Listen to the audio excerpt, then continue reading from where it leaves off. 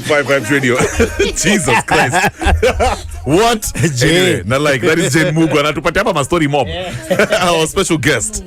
All right guys, it's 10 minutes after 8. Karibu sana kwa show 104.5 Vibes Radio #morning vibes. Kevin Kevo Badman. It's the 22nd day of February. Inasonga fiti. We're almost wrapping up the month in style. Kev. There's a lot going on in the country. Yeah, man. Conversations in a happen. Yes, I. And conversation. You just say conversation. That's what I'm talking about. Kwanza Fire Conversations up every month on the Morning Vibes. Man. To go live on Facebook as well as on YouTube and channel 172 on KTN BTV up before start times. Real. So you don't want to miss out on this vibe with our special guest in the building. Yo. Private investigator Jane Mugo. Karibu sana. Oh my God. Yani. Private investigator. Guys, the microphone. Kev, the bad man, the microphone, the microphone. Our Mageni, just to be comfortable. Yeah.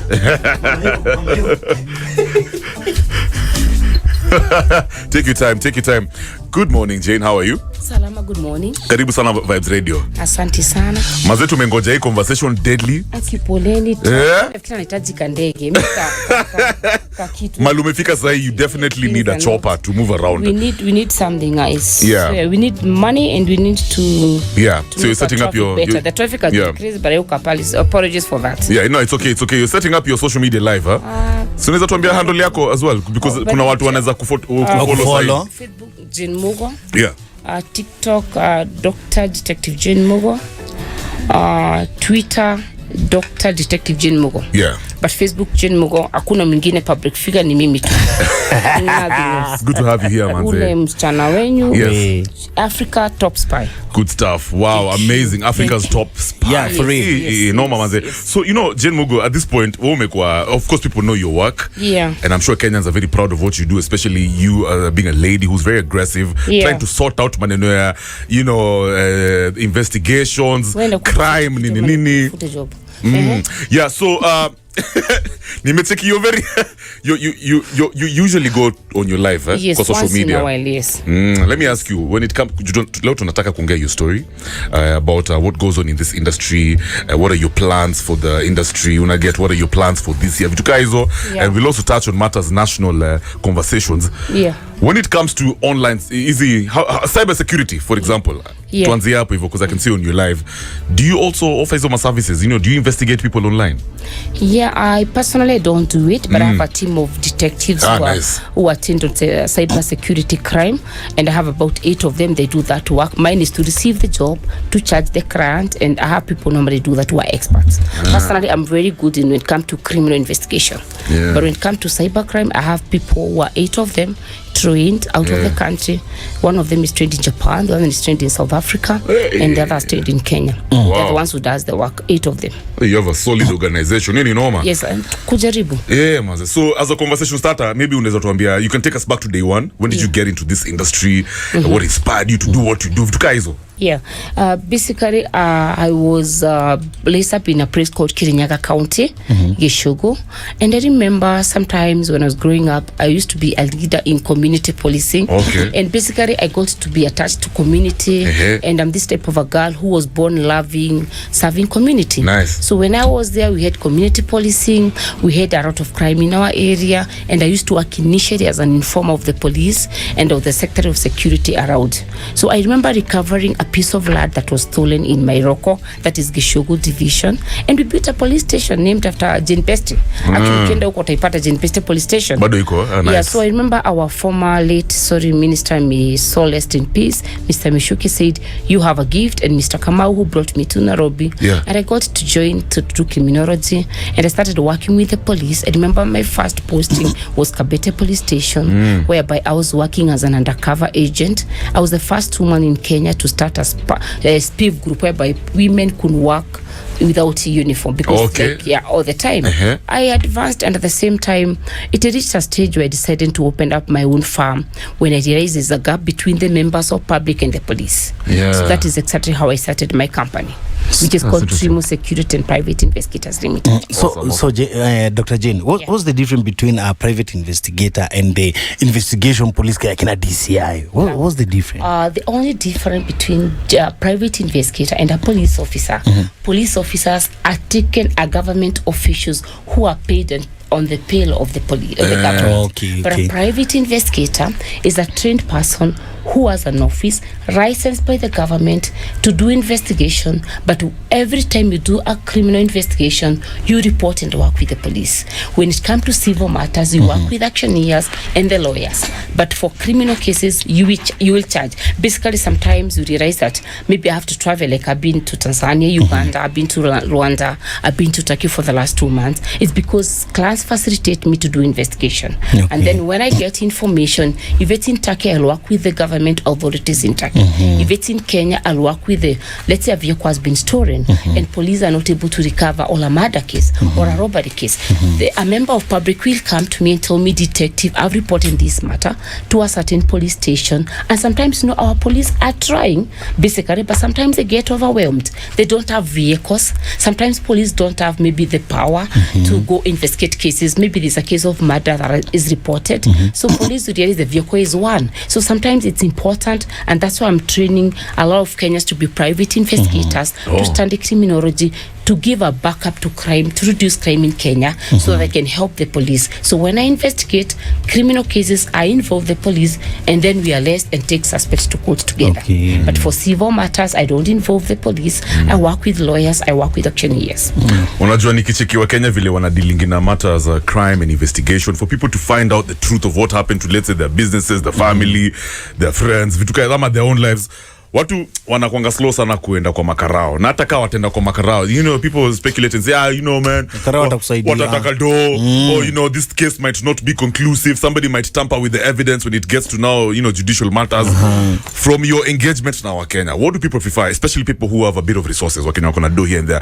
Would they rather go to people like you, a private investigator, ama the police? To be very honest, I would say that some of the Kenyans, let's say 50% of the Kenyans, prefer working with private investigators, but 50% will always go to report cases. And I also want to say that some 50-75% of the police I am personally working with are doing very good work. Okay. But we have 25% of the police sometimes who do something called abetting, that is aiding in crime, and they're the ones sometimes who discourage Kenyans to go and report cases to the police. But most of the police are really trying, they are working hard. But a few of the, let me call them law police officers are the ones who are making it difficult for Kenyans to have trust in police. But I want to say police are trying, they are working hard, because like I've succeeded in my cases for the last 3 months. I've done about 2 cases of a child who's been kidnapped, a murder case, and I've worked with the police successfully. You also the child trafficking in normal, right? Yes, it is there, and it is it a big thing in Kenya now? Trafficking cases? It's become common whereby children are getting lost. Like I have about 4 cases. One child was kidnapped in Kisii, but I'm happy we got the suspect last week. They're gonna be charged in court this week. I have another case from Turkey, Norway, whereby a child was kidnapped by her own mother, brought to Kenya, taken to Somalia. I have another case of 6 children kidnapped from Kirinyaga County. It's happening. I don't know why. Like people are not having humanity heart, because a child is innocent, and sometimes they have no one to turn to fight for themselves. Able explain to us unafikangaje point ya kuwork na makarao, because you're obviously private. Yes. So how is it that you have a partnership? Stage? At what stage? Basically all I do, assuming Kevo has come to me, has gone to the police, reported a case of crime, any crime. It doesn't matter, stealing, theft, robbery, murder, a child has been kidnapped. They will report to the police, and then now maybe sometimes police may take time, or they don't know where the suspect are. He will come to me, we draw a contract with him, an agreement. I would want you to investigate this case. I will ask them, can you confirm to me there's a OB number? And the first thing I will do, I'll go to a police station to confirm a matter has been reported. Okay. So privately, because I have experts, most of my staff they've done criminology, they've done law, others are ex-police officers. So we'll do the work undercover, privately. Personally, at my age, I no longer do investigation. Now. I'm now I hire and fire. So basically, you're the boss. Definitely, and thank you. So what I do, I normally pick up cases. I normally dispatch to my staff. When they get information, it's now they come in and then the police, this vehicle was stolen. I have confirmed it's in Mombasa Road. So the police will come in to give a backup to arrest. So ndio ni work na wewe man, so that you offer your services to us. Yes. Lazima kwanza niende ni report kwa police. If it's a criminal case. Yes. If it's a criminal case, I must work with an OB number. Okay. Because when you arrest a suspect, what happens without an OB number? How will you go to book the matter?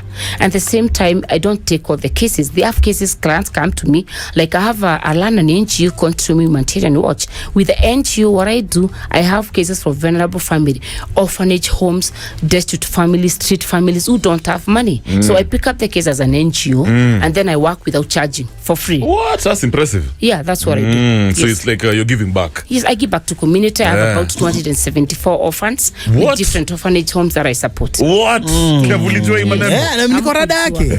Niko rada yake. Alikuwa anajua? Anajua tu zile zingine za kitambo.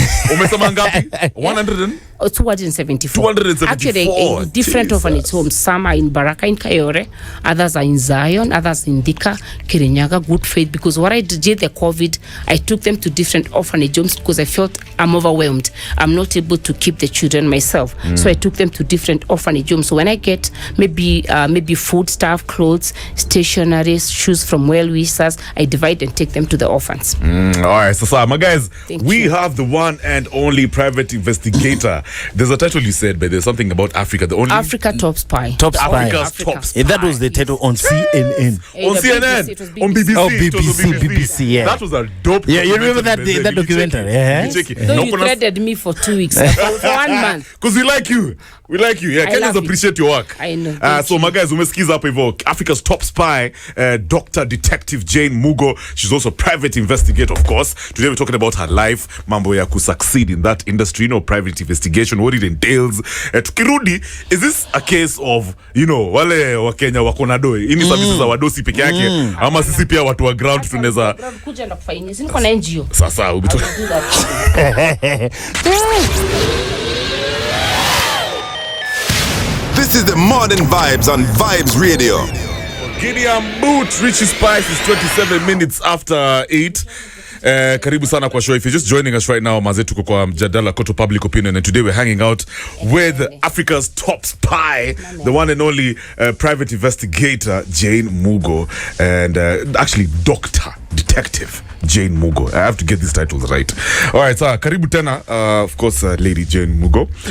Kumbuka my guys, tuko live up for Facebook and YouTube, as well as on Burudani TV, that is channel 172 on Star Times. Now, before we took a break, nilikuuliza swali lingine very simple, because the people who are listening wanasema, napenda kazi yako, we've read about you, we've watched what you do, very very amazing stories, lakini mi am a small guy, mi ni mtu wa ground, I'm a hustler, na niko na makesi, how can I access you, how can I get your services? Kwa sababu it feels like, actually, personally, I feel like most of your clients ni wadosi. Honestly, I want us to make it clear. This for clarity. I don't just pick up cases from where family, rich families. I have cases. You can move closer to the microphone, tafadhali. I have cases that I've investigated, and for people who are vulnerable, even for my own country that are of public interest. For instance, there's a case of a girl who was called Michelle Otieno, who was killed and dropped in Mamaruse Hospital. I took up the matter because the family didn't have the money, and I handled the matter, and we were able to recommend to the office of the DPP, and people were arrested and charged. That is one of the cases. The NYS saga that was all over NYS 1. Yeah, I remember that. We did investigation, and actually members of public brought the matter to me, patriotic Kenyans. Whistleblowers actually. I did investigation. I forwarded the report to our former president, and I was told we're gonna be paying 5% for the work we did. I was not paid. I have so many cases. Imagine a street boy, a street girl, an orphanage who has been defiled, raped, kidnapped, and the parents don't have the money. So most of the orphanage homes who come to me through my NGO, they give me work. I work for free without charging them. Oh, nice. But now God, I think there's a way God pays me. So in one way or the other, there's another client who will come who is better. Yeah. And then maybe now when I charge them, I'm able to recover maybe for the services I did. But one thing I know about giving back to community, when you give back to community, you will never lack, and God will always protect you. Yeah, the more you give, the more you receive. Yes. Kevo? Yeah, I like it. Jane, Dr. Jane, like now we talk about the things like the judicial killings ambazo zimekuwa zikiendelea. Wamama wengi tumeona hapa Mathare, they are coming out, wanasema hawana pesa, hawana vile investigate story, wamepatia IPOA somehow ni kama inawapeleka hivi. So every day wanatokea na new like to NGOs tunataka kuwasaidia. Umejipata kwa situation kaizo about these people in Yala wanapeleka wa Mariva Yala. So far as a private investigator, obviously niko sure kuna watu washakupata kwa story kaizo ama wewe mwenyewe ile utu inakufanya uinvestigate wewe mwenyewe nini inaendelea our country where we are. Are we really safe? Yeah, I want to say that Kenya security, specifically the security department is trying, but we have a few people who are in government who are putting down, who are making everybody to look like they're not performing their duties. That is a fact. Because let me give an example of my case. I just want to give an example that I was kidnapped 2021 I was with my bodyguard, 2 of them, left in the forest, Bantu forest, by about 8 armed men, and actually thank God that they started fighting among themselves. I was saved, but because I was able to recognize 2 men, I took the matter to the IPOA. They investigated. Last month there's a recommendation the officers to be arrested and charged. So sometimes I want to say that IPOA is trying, the police are trying, but we have a few people.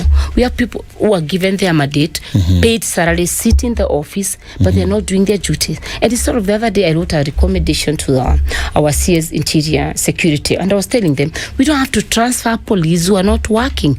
We don't have to remove a problem from Northeastern to Nairobi. Really? Let police go home. Let people, even not just police, even in other departments, civil servants, if people are not able to perform their duties, why transfer them?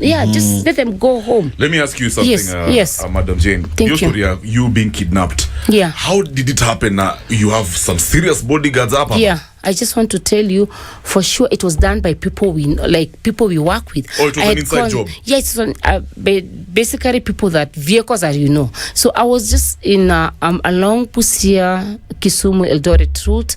I was following up on a case. There's a story in the media of a chief nurse who was murdered after she came from Tanzania. I investigated the matter with my team, with the police from the office of the DCI. We arrested the 3 suspects. They are in jail up today. But now what happened, when we were going to arrest the main suspect, the big guy now, is a retired military guy. Actually, nasikia atako bedridden right now. Tusicheza na Mungu. Never pray, never joke with a prayerful woman. Right. So basically, I was kidnapped because when we arrested the 3 guys who murdered a woman, then the master planner was not arrested. So I guess some of the colleagues I was working with told the master planner, since we have been told by the people who are in prison, you are the one who sent us, deal with the detectives. Sisi tumejitoa. So walikula ile kitu walikuwa nakula. So when I was going back there, I was waited. Of course, they raided me and they came with a vehicle, a police vehicle. So do you imagine right now if I stop here and this is Mugo? Even if, I may not be the one, but my vehicle. You definitely stop. As long as gari ya serikali najua. The previous week I was working with them, arresting the same suspect with them. So what did you expect? I just saw Subaru and here comes. I was like, this guy, I was actually on my way to Kisumu. My security would drop me to the airport, and then they could take the road back to Nairobi. They can wait for me. And basically, they just stopped. What do? You stop. Because these are people you work with daily. You know them. Yeah, I know the vehicle. I stopped. And then I stopped. The other thing, I was like, I had a tire, but they just shoot at the vehicle in front, the first tire. And then I was like, why would you shoot at the vehicle when it's stopping? And basically, I felt like we are in danger. Yeah. So I told my guys, because these are about 3 vehicles, we are only having 2 guys. And I'm like, don't fire back. Can you surrender and put your gun down? Let me ask you, when it comes to your family, and Nikoshua upatanga death threats, or just people your haters, people who want your downfall, how do you deal with that? How do you protect your family from bad people out there? First of all, I want to tell you that I'm a very prayerful woman. I'm a very strong woman. sometimes security, you could even have about 8-10 bodyguards. We have even Muchai, like our former member of parliament, is it Kabete? Was he not shot and you had about 8 bodyguards? So sometimes it's only God who can protect yourself. Yes, you could have a gun, you could like check on security, like now I have security here, I change vehicles, but you still can't do it forever. Really? The best protection, the best security comes from God. It's actually prayer. Because at the same time, I have to do my job. Would you like your sons to pia waingie kwa hii mambo ya private security? My son, my firstborn is in IT. My secondborn, yes, is gonna be a big security guy. He wanna be a police. You can see. My last you can one see yourself in me. Yeah. I can see him in my. Anajitanga hata yeye ni detective. Lakini my firstborn is in IT, cybercrime, security. Yeah. He's different and he's not even on Facebook, TikTok, or Twitter. My firstborn. Actually, I'm the one who posted him the other day on his birthday. Waswali stuka kasema, oh, you actually have a son. Mkubwa hivi je. Hata kuna watu wengine walikuwa wananiambia ati nilikuwa na juice Garden City, ulikuwa na nilikuwa na kamtu wanafikiri nilikuwa na kamtu cha pata na staki akika Benten sinajua kevu na wewe akikevu na kuanga aje na wewe tabia si unamjua bebe najua unajua story yake usimseme acha nikuulize kitu Jane. Unajua kuna kijana huku hivi nje hivi na lady anakusikiza anasema nataka kukua kama detective Jane Mugo. You are really an inspiration to young Kenyans out there. Mtu anafaa kufanya nini ndio thrive kwa hiyo industry? Okay, fine. What are some of the personality traits unafaa kukua nazo? What are the skills you're supposed to work on maybe when you're in high school as you're getting into higher education? Talk to us. Okay, thank you. So I just want to tell you, first of all, in every career, in every department, you must have passionate and love your job. First of all, I started being, like I was telling you, I was a nun, when I was a small girl. You don't believe I was a nun. A nun. People don't even know this. Nakumbukanga ulikuwa na mambo za kanisa. Imagine nilipotoka form 4. Nilienda 6 months nikatolewa huko na jamas. Nimeenda tu atukue. Ulitolewa na mgeni. Mungu ni mwema. Tu naona makala unaona. Nikatolewa nikaeswa si watu wazuri. Nimekutajia nikawekwa box. So basically nikatoka after 6 months serving as a nun. So basically you must love your job. Ungewe talent hapo lakini. Like being a detective you must understand the law. You must understand what is criminology. You must be able to be courageous. You must be honest person, go-getter. Because you'd imagine every time you get cases, you get threatened. Every time, sometimes you get to arrest people. Some people even try to compromise us. You must be a woman or a man of integrity. Uwezi ukasurvive if you are greedy. Ukisema compromise unamaanisha in terms of maybe bribing, so you can manipulate the investigation, or maybe anakukatia. Yes, no. That you hawezi. Hiyo akukatia na tuache. Sema sometimes when you go to work, people try to intimidate you, or people try to compromise my staff so that they're not arrested. But now I've taught them about integrity, and I've taught them, I'm about 25 years old in this industry. That's a long time. Actually, my name is where it is because nobody can start as Kenyan and say, you are bribed because of my case. I have never let people down. My clients come first, my work come first. And I also tell my staff, Inside Dr. Jane, looking back to 25 years kwa hii game, and it's not an easy game, especially for your gender, a woman. Yes. No mona vile mambo imekuwa ikiendelea sasa, women are being murdered right, left and center. Unangeni hii mambo ya Airbnb as a private investigator bila kualikuwa na mtu yeyote. Umechukulia hii kitu pia serious kivyako? Have you ever started anything investigation kuhusu nini inaendelea kwa saa hii? To be honest, I've even posted on my page the other day. I'm telling our girls and even men are victim. It's not sometimes boys out don't talk. I've had cases of guys who have been invited to A and B by their men friends, and sometimes they have been sodomized. It's unfortunate. It's not that maybe women speak about it. So basically I think security starts with yourself. To be honest, police officers cannot protect everyone. So if before you go to meet a stranger, that is why in my company we do something called background check, and sometimes we can even charge maybe 3,000, 5,000, small money, because it is important when someone gives a call, I want to meet you. Why don't you spend 5,000, 2,000, or even come talk to me, send an email to me, can you get a background of this person? But the greediness, the hypocrisy in us, the jealousy is leading all this. They're looking for employment, but why do you go meet stranger without confirming?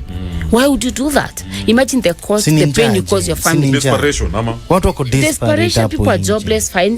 But then it's good always to get a background check of people you are meeting. Why would you have to go and meet a stranger and then you leave your family in pain, you leave your children in pain? Why would you do that? Let me ask you, Detective Jane. Yes. tumesikia watu wana blame foreigners for example, wanakuja hapa hivi wanaturamba maze, both guys and chicks. Yes. Mbona ma foreigners wanaifindingi rahisi sana kufanya crime in Kenya? It is simply because some of them, I want to be very honest, no, they do some, not all of them, some of them. Yeah, that is true. That's for fact. Good number. That's for fact. And actually, I know a few. So basically, why they're doing that, because Kenya women and men want cheap, faster money. So they encourage them. They're covering up. Imagine a guy who comes from maybe Nigeria, come here and get into business, and then a girl says like, the foreign day, you are my husband. They give them passport, they give them accommodation. The moment maybe police try to investigate, there's something Mishuke started, community policing. It didn't work because people don't want to be investigated. People don't give their details. Like, you don't know. In fact, even today, I'm sure if I ask you about your 5 neighbors, you don't know them. So it is security must start with us as Kenyans.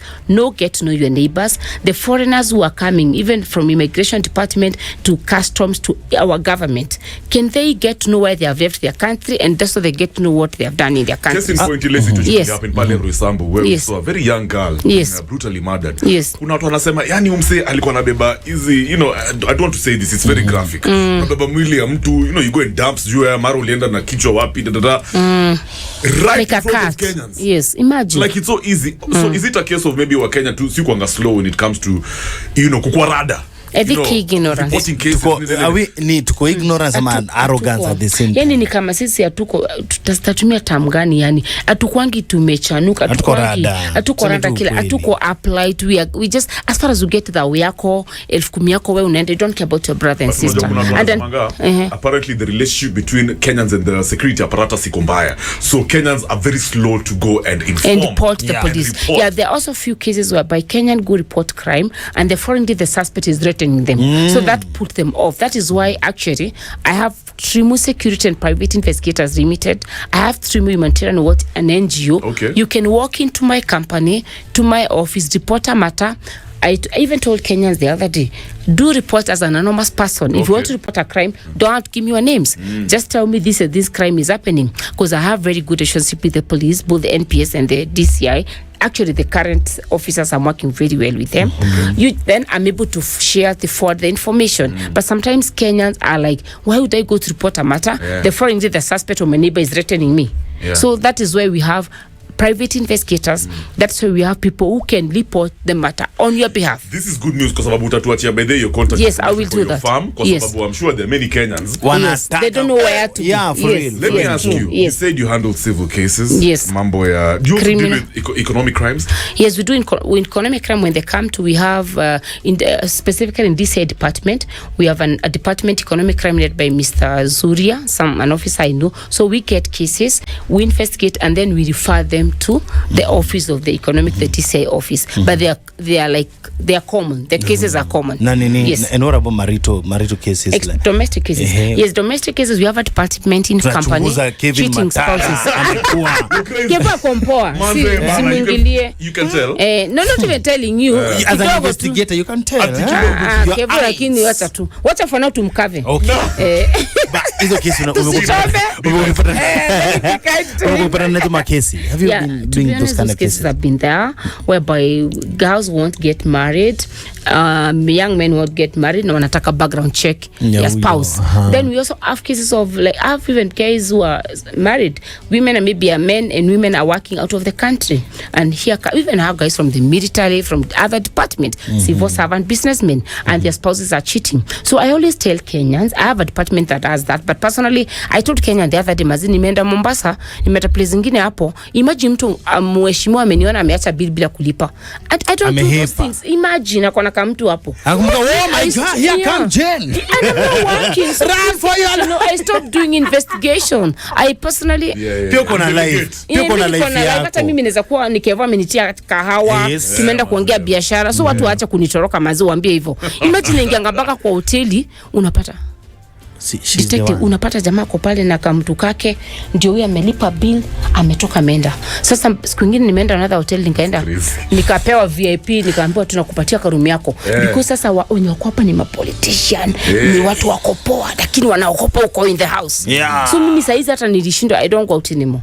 That's you see, I have a small pool, I have everything at home. Because ukienda watu wanatoroka. Who are your biggest clients? Corporates ama wanasiasa. Politicians would come to during the politic time because they want to do background check for their politician and the security, yes. Wow. But not right now we have, of course, normal Kenyans wa kawaida, we have companies and we have also corporate. Basically I had all cases. That's from amazing. individuals as well. Yes. I'm like mixer. Yeah, I like that. What was the craziest, most challenging case you may have kudil? You don't have to give us the details. Yeah. But I mean, what did you have to go through for you to have a conclusive report? Maybe, I don't know. Lily, I think I just... Okay, you had to dig deep. Yeah, Lily, I had even to hide myself, to be away from home. Yeah, I did a case. I think it is in the public domain, so ati hakuna uoga. Sometimes najua tunakopanga, but sasa it's in the public domain. It's a case I did, and actually I did with some media personalities, but they only came in later. So what happened, this client of mine is an Indian who wanted to be deported out of the country by the niece, working with a few guests from the immigration, the police, who came and reported the matter to me. He happened to know me like 18 years ago. So he came to me actually like 3 years ago. Detective, I want to be deported. My gun has been taken away. My passport has been taken away. My vehicles have been taken away by my niece and some people, they want to deport me. And I went really to the police and confirmed it is true. So I went to a senior officer and I reported the matter. And ironically, I was given 4 police officers to investigate the matter. Can you imagine you are being given 4 police and when you're kondani bado ni maskari? So here comes police investigating, police Jane Mugo on the ground. So when they knew I'm doing it, they planned to fix me with a case of threatening, and they planned to fix me in a Twitter of the DCI page.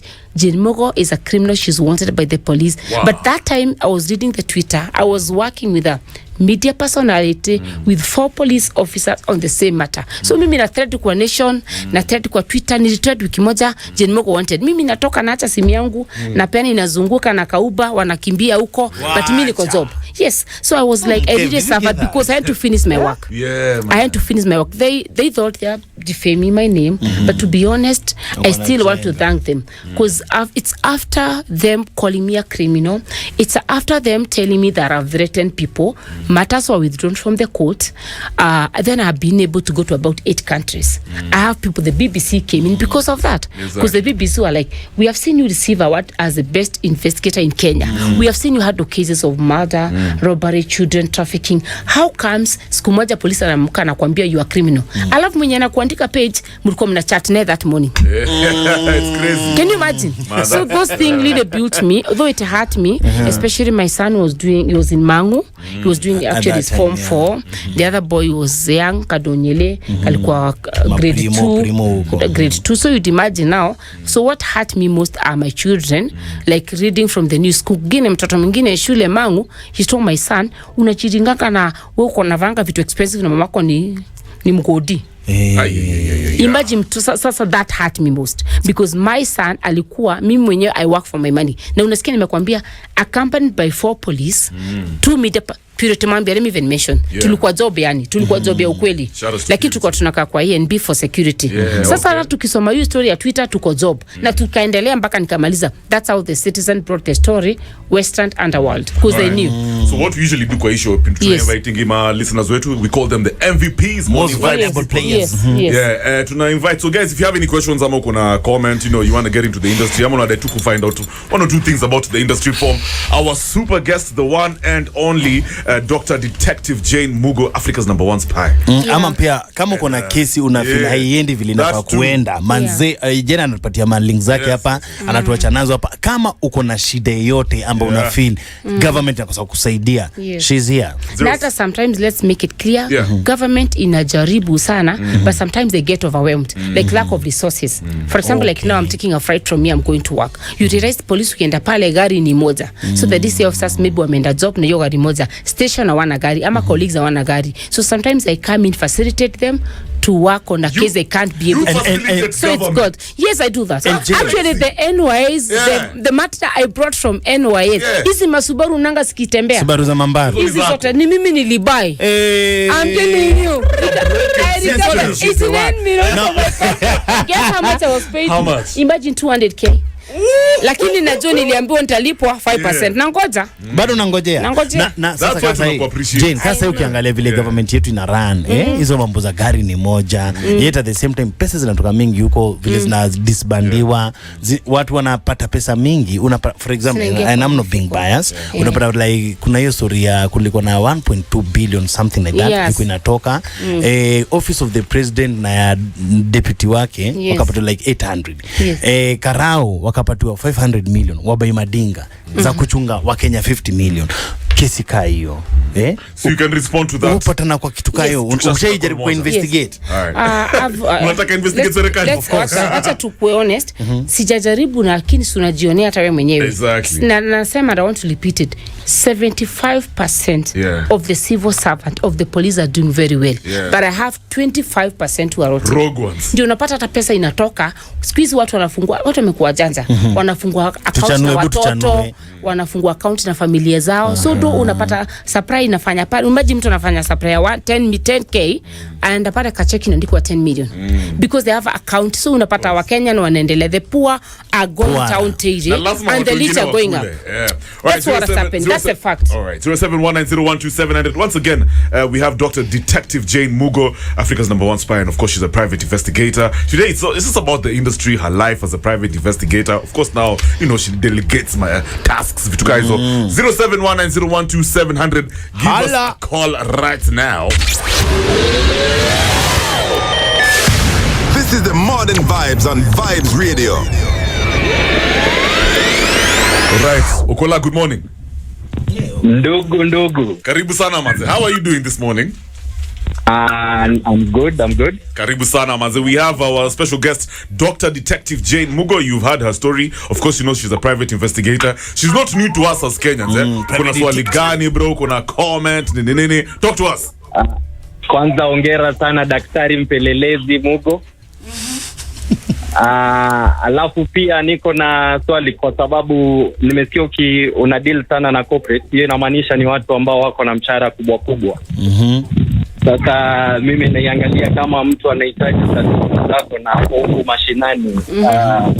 Is there a way you partner with maybe the community justice advisory centers for some cases kama za gender based violence? So sijui njia ambayo tunaweza ku reach out tuone kama ni discussion yenye inaweza kuwa. All right, asante sana. Big ups. Thanks a lot for calling. 0719012700. If you have any other questions, mazone za tupigia simu. Daktari, you've heard Okola, our MVP amesema, is there a way you can partner with communities kwa ground? Yes. You know, because let's face it, kuna watu huku nje wanafikiria your services are only for the who's and who's in society. No. Let's talk to Wahome. Wahome is from Tetu, is a friend of ours. Tetu in Central, luko Nyeri. My brother Wahome, mambo vipi? Mambo vipi Kevo? It's good to hear from you, man. Good morning. Morning to you too. Hapa hivi tuko na Daktari Detective Jane Mugo. Do you have a question or a comment? What's going on? Yeah, she's doing great job, man. I have listened to her. Alafu pia ningetaka kumuuliza swali moja. Has she encountered a case of human organs trafficking? Yes.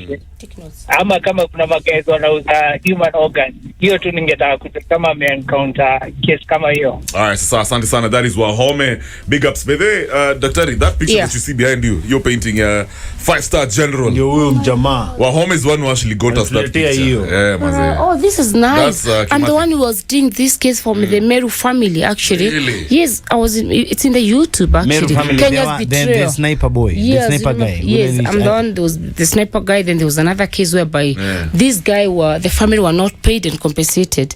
So I was on this particular matter. It's in the YouTube, actually. Before you answer these questions, by the way, yes, with regards to Dead and Kimathi, I've been talking about history of Jamaa for the longest time, about this legend, this myth, the great man. Yes. Kevin keeps on telling me, the remains of the great Dead and Kimathi hazitawahi patikana. You know how the deputy president says, he'll do everything possible in his powers to give him a proper send-off. Akueta azikwe karibu na bibi yake. Do you think they'll ever find his remains?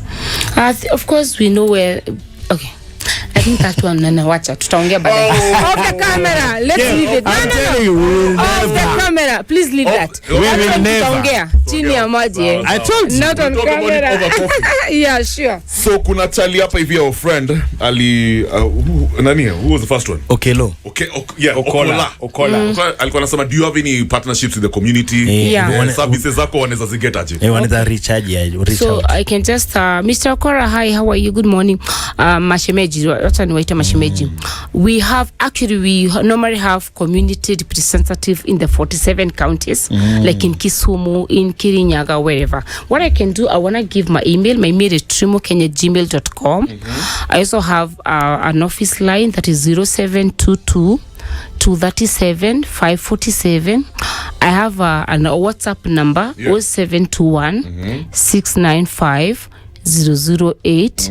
You can always share your question, your case to those numbers, because I have representative, and then somebody is able to respond to you. But again, you can share your number to you people, and then we can also directly reach up to him, because sometimes they are not comfortable when they make calls, they do email, they don't want to do with my staff. They're those people who have sensitive matters and they want to deal with me. So it's better to do an email, because I'll always look at the email once in a while. There you go. Alafu this guy was saying, I think alikuwa na bounce of ile mambo ile happened Roysambu. Yes. People trafficking organs. Yes. Human organs. What are your thoughts? To be honest, I have come across a girl who was working in Saudi Arabia, and it happened because she was admitted in hospital, but when the body was airlifted in Kenya, it didn't have some organs, and that was a lady. So those things happen, but of course, chini ya maji. Lakini sinatedeka. But now let me ask you, as a detective, there are those cases, they come to you, they're beyond you. To be very honest, I'm not able to handle them, because the people who are doing it, by the time somebody is taken to hospital, there's one thing, maybe a taxi driver who is involved, a relative, somebody to induce the person, because they are removed when they are induced. So I mean, not to the doctors are involved. Even sometimes maybe you have people in government who are doing it. So there are those cases, I look at them as Jane Mugo.